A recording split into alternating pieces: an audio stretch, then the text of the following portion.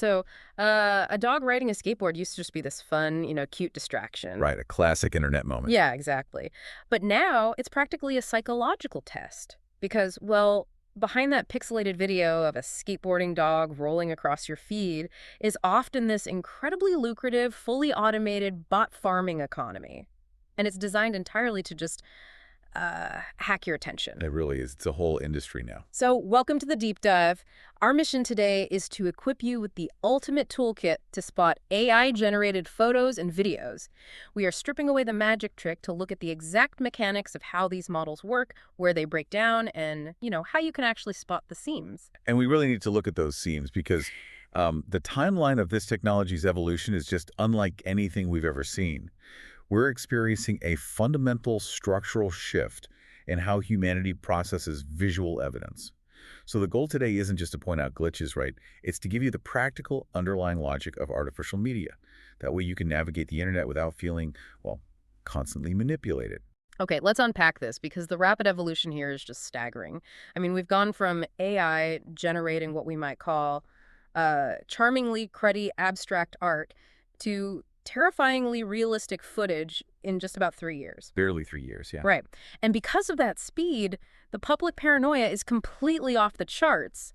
The default human setting online is now essentially just, fake until proven real. The trust deficit is absolute right now. I mean, we're at a point where genuine, completely real footage is frequently accused of being an AI fabrication just because the viewer doesn't like what they're seeing. Oh, wow. Yeah, that happens all the time now. It does. Just look at the public reaction to Israeli Prime Minister Benjamin Netanyahu's March speech about Iran. Within minutes, literally minutes of that footage hitting the internet, massive swaths of users were dissecting the frame rate, claiming it was an AI deepfake. And just to be clear for the listener, we are strictly looking at the mechanics of the public reaction here. We aren't endorsing any viewpoints. Exactly. We're stripping away the geopolitics entirely.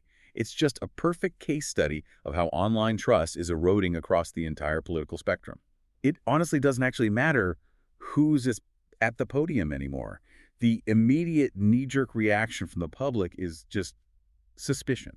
Right, which means if we can't trust our own eyes, we are basically leaving the back door wide open for massive emotional manipulation. So understanding what is real online is just essential so that bots don't play with our emotions. Yeah, that's the core question. How do we actually spot the fakes before they get to us? But before we even get into the visual tells like how to look at a video and know it's fake, we have to talk about why your feed is suddenly a complete minefield of this stuff. It feels like overnight the internet just filled up with this synthetic slop. It did.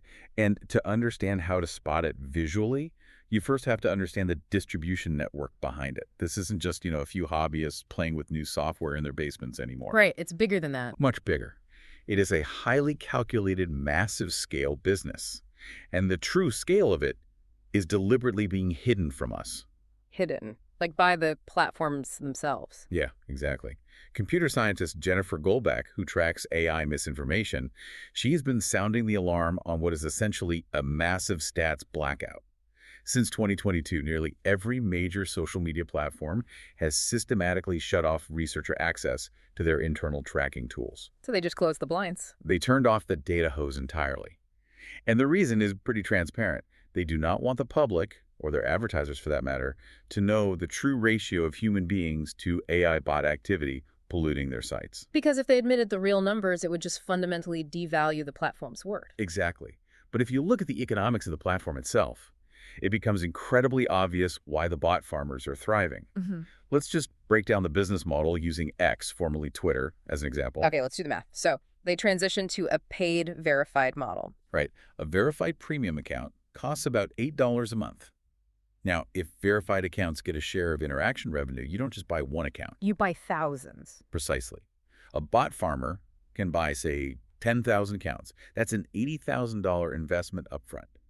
Then they use automation software to have these thousands of accounts relentlessly interact with each other's AI-generated posts. So they just view, share, and comment in this endless closed loop. It's like a massive digital counterfeit ring where the currency is your attention. That's a great way to put it. They trick the algorithm into pushing their AI slop to real people. And if they make more than that, $8 in interaction revenue per account, it's just pure profit. But what if they aren't trying to make money? What about political manipulation? That's where it gets really dangerous. Fake news and synthetic media spread significantly faster than real news. Why? Why? Because algorithms heavily weight engagement, and nothing drives engagement quite like intense emotions. Right. Anger, sadness, outrage. Exactly. These networks prey on that. Jerry Carrasco, an expert in debunking this stuff, points out some glaring red flags at the account level that you should look out for. First, brand new profiles with zero history suddenly going instantly viral. That's always suspicious. Yeah. Yeah. Or accounts that post 24/7. No human doesn't sleep. And another huge red flag is an account posting the exact same concept over and over again. Like just variations of the same fake image. Right. That's the result of feeding the exact same prompt to an AI generator 10 times in a row. Yeah. They're just offloading inventory. Okay, so now that we know who is flooding our feeds and why, how do we actually catch them in the act visually? Since these networks are mass-producing videos, they must be cutting corners. They definitely are.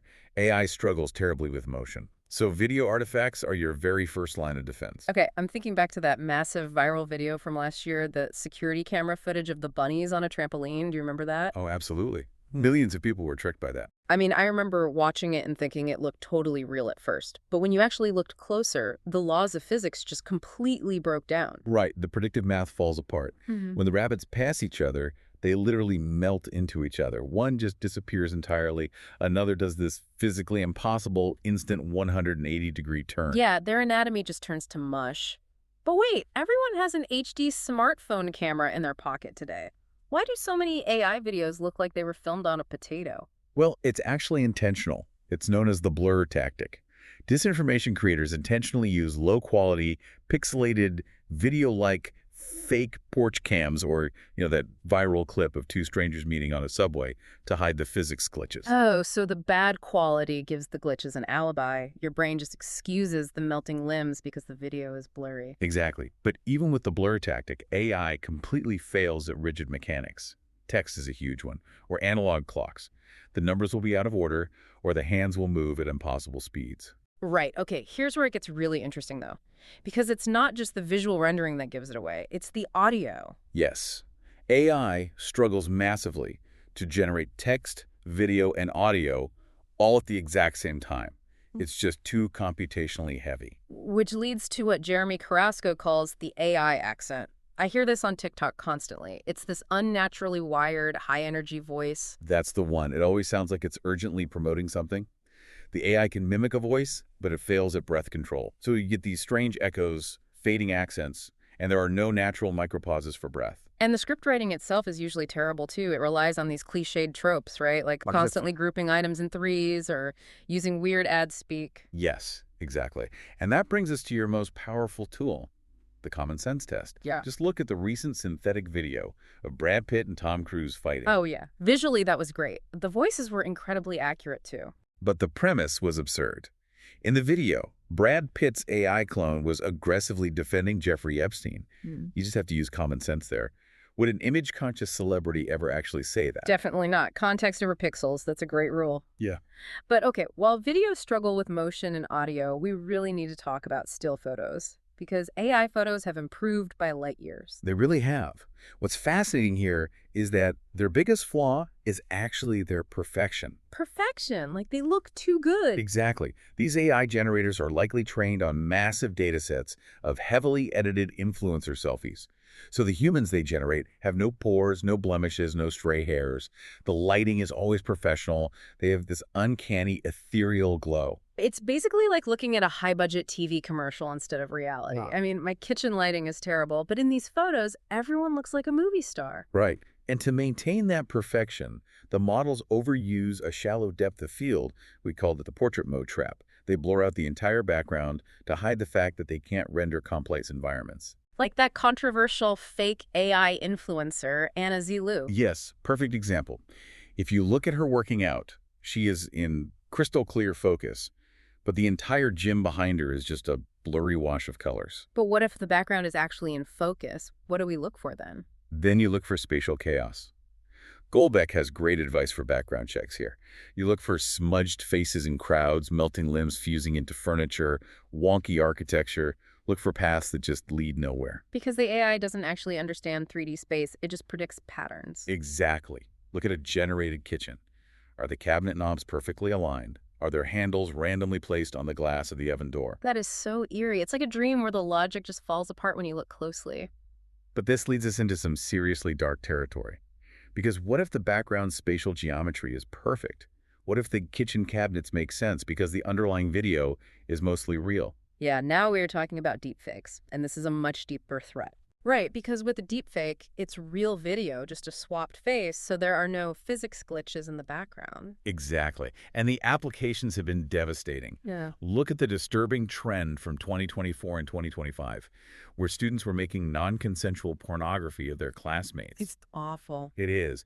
And then posters on X use the Grok AI tool, similarly early this year, in 2026. The accessibility of this tech is a huge problem. So if the background is perfect, how do we spot them? Carrasco advises looking for digital artifacts. Look for unnatural blur or flickering pixels strictly around the perimeter of the face, especially when the subject moves fast or an object passes over their face. The tracking algorithm struggles, and the mask slips. Okay, but do bad actors even need advanced AI to manipulate us? What about cheap tricks? That is such a vital point. We can't ignore low-tech fakes. Think back to the 2019 viral video of Democratic leader Nancy Pelosi. Right, and again, for the listener, we are just looking at this impartially as a factual example of low-tech political manipulation. We aren't taking sides here. Absolutely. The mechanics of the trick are what matter. There was zero AI in that video. It was simply slowed down by 25%. Yep, they literally just changed the playback speed. That's it. It elongated her words and lowered the pitch, making her sound drunk or impaired. It's a reminder that editing pauses, or simply removing context, can be just as deceptive as the most advanced AI. So what does this all mean for the future? Is it just going to get worse? The tech is rapidly improving, there's no denying that. Think about the crude AI videos of Will Smith eating spaghetti from just 3 years ago. Oh man, that was terrifying, but clearly fake. Right. And compare that to the slick, hyper-realistic videos of today. Disinformation specialists have the funds, open source models are totally free, the platforms do very little to stop it, and honestly, government action seems pretty unlikely right now. Which means the defense is entirely on you, the listener. The most actionable advice we have is to get off algorithm-driven platforms like Facebook, X, TikTok, and Instagram. Or, at the very least, highly curate your feeds. Stick to trusted sources and actively look out for all the red flags we discussed today. If we connect this to the bigger picture, taking a few minutes to prove someone isn't peddling AI slop will save you a lot of brain cells later. Totally. But I want to leave you with one final lingering question to ponder.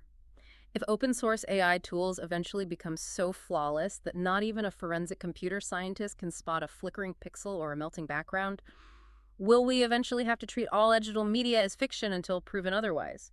And if seeing is believing is no longer true, what exactly happens to our shared sense of reality? That is the big question we're all going to have to face. Definitely. Something to think about. Thanks for joining us on this deep dive, and we'll catch you next time.